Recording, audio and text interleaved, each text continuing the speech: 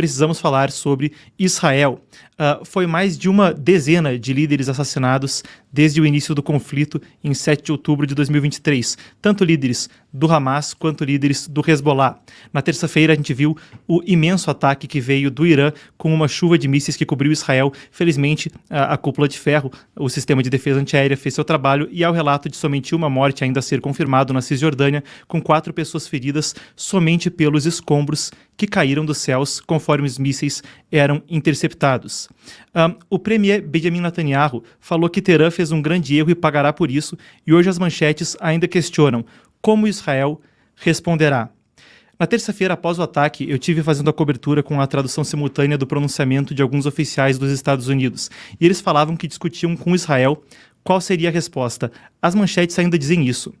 Agora, há uma questão que tem sido trazida por analistas, mas não só por eles, também pelo ex-premier israelense, o Naftali Bennett, que falou o seguinte, ele disse, o Hezbollah e o Hamas estão temporariamente paralisados e o Irã está exposto. Agora estão pelados e não têm a habilidade de se defender. Israel tem a maior oportunidade em 50 anos para mudar a face do Oriente Médio. É um momento de instabilidade, com certeza, e os temores que há desde 7 de outubro de um conflito mais amplo pairam no ar. Algumas informações para a gente ter em mente é que também houve, segundo a AFP, pelo menos 11 bombardeios em subúrbios ao sul de Beirute, a capital do Líbano, hoje mais cedo. É isso, após 3 dias de invasão terrestre já em operações limitadas ocorrendo na fronteira norte de Israel, no Líbano, a gente tem uma situação onde bombardeios continuam, e a notícia agora é de que o sucessor do líder supremo do Hezbollah, morto na quinta-feira passada há uma semana, o nome dele era Hassan Nasrallah, agora há relatos ainda a serem confirmados de que o seu sucessor também tenha morrido. A situação é essa e há já cerca de 3 mil brasileiros, se noticia, querendo ser repatriados que estão no Líbano. Um avião foi despachado há 3 dias a pedido do presidente Luiz Inácio Lula da Silva, que deve trazer de volta 220 brasileiros do Líbano, conforme também a IDF, em idioma árabe, deu ordens de evacuação de áreas onde pode ocorrer ataques de Israel. É um momento, certamente, para que a gente possa ponderar, e para discutir a questão comigo, vou pedir que a produção traga a câmera para mim. A gente recebe o Augusto Lerner. O Augusto trabalha com a organização Stand With Us, que conscientiza a respeito do Oriente Médio e da posição israelense. A gente traz ele para conversar agora. Então, Augusto, primeiro de tudo, boa noite, muito obrigado por se juntar a nós. E começo com uma pergunta sobre já um ano dessa invasão, vai ser completado na semana que vem. Antes da gente partir para questões específicas, eu queria ouvir de ti. No início havia temores de um conflito mais amplo. Como você vê o cenário hoje em dia e qual o saldo após um ano de conflito? Muito obrigado por conversar comigo, boa noite. Boa noite, Marcos, agradeço o convite, é um prazer estar aqui com vocês.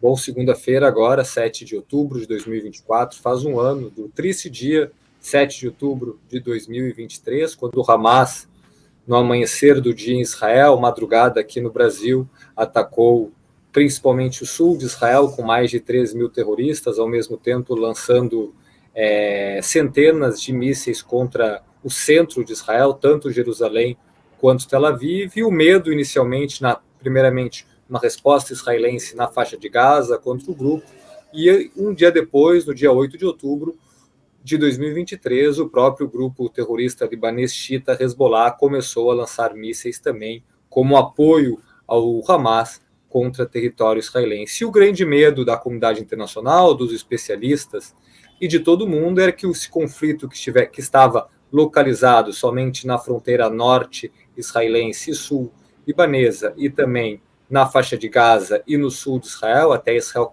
conseguir segurar essa onda de invasão terrorista, é que ele se expandisse no Oriente Médio, envolvendo principalmente outros atores, que qual seria ele? O Irã. E é o que a gente vem vendo principalmente nos últimos 2 meses, esse tensionamento do conflito, principalmente no momento que Israel eliminou 2 grandes líderes, um do Hezbollah, Fuad Shukri, em Beirute, o número 2 do grupo, e eliminou Ismail Haniyeh, líder político do Hamas, em Teherã, logo depois da posse do atual presidente novo, Massoud Pezeshkian, que inclusive o vice-presidente da República, Geraldo Alckmin, estava presente no ato. É importante ressaltar, Marcos, por que esses ataques aconteceram. Foi uma resposta a um foguete do Hezbollah que foi lançado contra uma cidade nas colinas de Golã, território israelense anexado a partir da guerra de 1967 de Moad Shams, que matou 12 crianças druzas, e a resposta disso foi a eliminação de Fuad Shukri. E o que aconteceu nos últimos 2 meses foi esse tensionamento das tensões, principalmente entre Israel e o Hezbollah, que culminou há 2 semanas atrás, quase 3 semanas na verdade, Marcos, com o acionamento de explosão de pagers e de walkie-talkies, provavelmente feito pela Mossad, pelo serviço de inteligência israelense, que Israel não confirme. Consequentemente, logo depois disso, as forças de defesa de Israel informando ao público que o alvo agora principal era o retorno de mais de 60 mil deslocados internos israelenses que tiveram que sair do norte de Israel por causa dos constantes e diários mísseis do Hezbollah ao sul israelense. Então, e agora também temos, se a gente voltar um pouquinho, que são muitos fatos, são muitos acontecimentos. 13 de abril ainda teve o primeiro ataque iraniano contra Israel, logo depois de Israel destruir o prédio ao lado, a embaixada iraniana na Síria, que matou uma série de elementos das guardas revolucionárias do Irã. E a partir disso, na última sexta-feira agora, tivemos a eliminação de uma das principais figuras do Oriente Médio, sem sombra de dúvidas, Nasser Nasrallah, e de outros líderes, tanto do Hezbollah quanto membros das guardas revolucionárias do Irã, que estão dando suporte para o Hezbollah nesse conflito no bairro de Daira, sul do bairro xiita do libanês em Beirute. E a partir disso, hoje é quinta, na última terça-feira, são tantos fatos nos últimos dias que a gente se perde na linha do tempo. Na última terça-feira, vimos o maior ataque que Israel sofreu de mísseis desde a sua criação, desde 1948, 14 de maio de 48, quando Israel declarou independência, mais de 180 mísseis balísticos lançados pelo Irã contra Israel. Próximo passo, esperamos uma resposta israelense, que com certeza virá.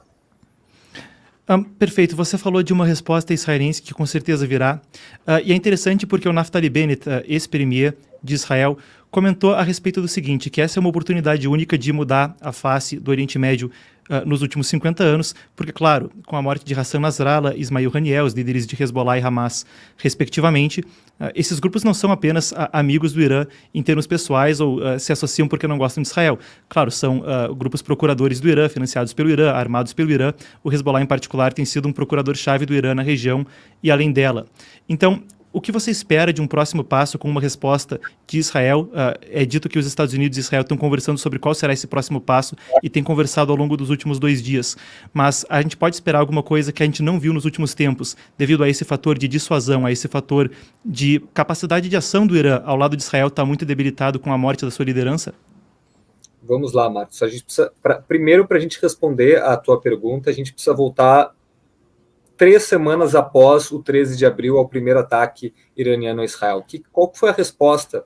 Israel respondeu esse ataque. Muitas pessoas não sabem e não têm essa informação. Acho que é importante trazer para as pessoas que nos acompanham. 3, 4 semanas depois, o mês do 13 de abril, Israel fez um ataque aéreo contra o sistema de radar do S-300, que é um sistema de defesa antiaérea russa que é instalado no Irã, perto das bases nucleares, onde fica o seu programa nuclear iraniano. E aonde que foi isso? Foi em Natanz.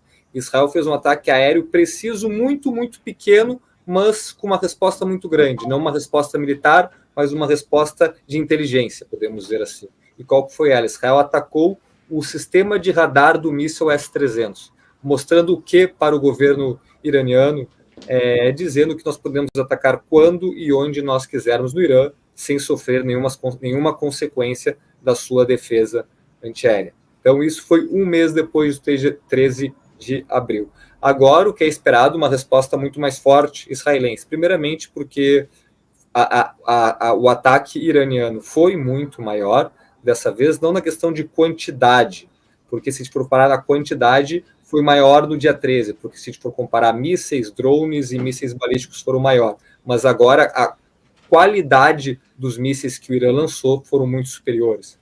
Então, esse é o primeiro ponto. Então, vai ter uma resposta israelense, isso é óbvio. Israel responde a qualquer ataque que o seu país recebe, respondeu aos Houthis no Iêmen, ao Hezbollah, enfim. Quais são as probabilidades desse ataque, Marcos? O ex-primeiro-ministro israelense, Naftali Bennett, que não é da turma, do elo do atual primeiro-ministro Benjamin Netanyahu, mesmo os dois sendo de direita, há uma direita rachada em Israel também, é importante ressaltar isso, diz que é uma oportunidade única de atacar as instalações nucleares iranianas, que tem como principal objetivo, tudo indica, a produção de armas nucleares, que constantemente pode ameaçar a extinção de Israel, que vai muito ao encontro do discurso do regime iraniano, que tem como ambição, nos próximos, eles mesmos dizem, 25 a 35 anos, a eliminação de Israel. Então, a primeira probabilidade é essa. O que não vai ao encontro, vai de encontro a essa questão? O governo norte-americano, de Joe Biden, já disse que Israel não deve fazer isso. Israel está ouvindo, sim, os seus aliados. Eu escutei hoje muitos jornais, muitas emissoras de televisão no Brasil dizendo que Israel está muito isolado na arena internacional. Isso não é verdade. Desde terça-feira, vários líderes europeus se comunicaram com o primeiro-ministro israelense Benjamin Netanyahu. O elo de ligação entre Estados Unidos e Israel continua sendo muito forte. Provavelmente, se não houver um ataque às instalações nucleares iranianas, e eu acredito não vai haver, é por causa de uma influência norte-americana do atual presidente, mas eu acredito que seria uma oportunidade única, talvez, para Israel atacar, porque se fala nisso pelo menos há 10, 12, 15 anos que Israel vai atacar, Israel nunca atacou. Eu acho que é uma possibilidade, seria uma possibilidade e um feito, porque tem agora o motivo para fazer isso. Mas eu acredito que não vai acontecer. Segundo ponto, tem duas possibilidades. Atacar alvos militares, tanto do exército iraniano quanto das guardas revolucionárias do Irã. A gente precisa ressaltar, são coisas distintas dentro do Irã. Uma coisa é o exército, outra coisa é a guarda revolucionária, que cuida da manutenção do regime iraniano, tanto dentro do país quanto fora, na questão de exportar o regime. Então, atacar esses dois alvos. Terceiro ponto, atacar campos petrolíferos do Irã, que a gente sabe que o Irã vem sendo sufocado através das sanções, justamente por causa do seu programa nuclear, e uma das grandes alívios economicamente do Irã é a venda de petróleo, principalmente para a China, hoje em dia, que dá um alívio na economia do país persa. Então, a gente vê essas três probabilidades à mesa. Não sabemos o que vai acontecer, a gente só traz possibilidades e analisa o que pode acontecer. Eu entendo que a segunda e a terceira, alvos militares e campos petrolíferos, pode vir a acontecer. Inclusive, hoje, o preço do petróleo já aumentou porque o presidente norte-americano Joe Biden deu a entender que Israel pode fazer um ataque nesse ponto estratégico. Um outro ponto também interessante, onde Israel poderia atacar, seria da onde os mísseis que atacaram Israel saíram do Irã. Então, essa é uma outra probabilidade também. Então, a gente tem uma leque de opções à mesa, a gente precisa entender até onde Israel quer chegar, se quer passar uma barreira, que seria atacar o programa nuclear iraniano, ou respeitar as regras do jogo com o Irã, não com o Hezbollah, que isso aí já se encontra numa guerra total. Augusto, tem uma coisa que a gente falou sobre a via da resposta de Israel agora, e eu gostaria de te perguntar sobre possibilidades, opções.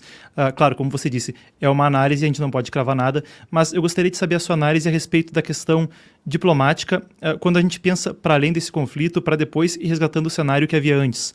Há 6 dias a gente viu o premier Netanyahu na ONU falar sobre um eixo maligno do Irã e uma outra opção que seria uma ponte terrestre, um eixo benevolente no Oriente Médio, que o comércio floresceria e o turismo floresceria. E isso remonta à época do governo Trump anterior, não porque era ele, mas até porque acredito que é uma questão bipartidária nos Estados Unidos, mas onde havia, primeiro com Emirados Árabes Unidos e o Bahrein, os acordos de Abraão, que normalizavam relações com Israel. Depois, Sudão veio a se aproximar de um acordo, Marrocos chegou a firmar um acordo e a Arábia Saudita estava muito perto, e muito se diz, como uma análise, que é o que o próprio Netanyahu trouxe, de que esse conflito começou em 7 de outubro por causa da possibilidade da Arábia Saudita se aproximar de uma normalização de laços com Israel.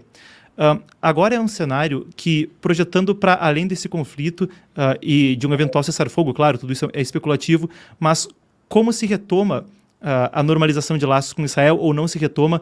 Qual o seu diagnóstico, a sua análise no sentido de iniciativas como os Acordos de Abrão podem voltar a florescer? O que acontece para além desse momento e há a possibilidade dessa normalização de laços retornar?